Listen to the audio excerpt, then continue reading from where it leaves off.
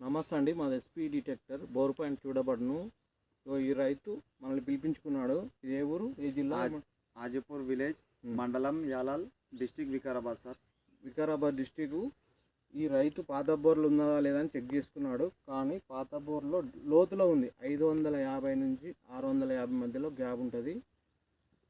మేము స్కాన్ చేసినాము. కొద్దిగా దగ్గర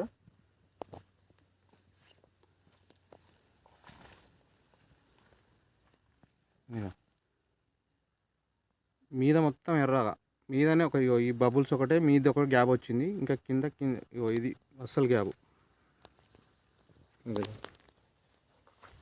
ఏ రైతు అయినా పాత బోర్ స్కాన్ చేసుకోండి.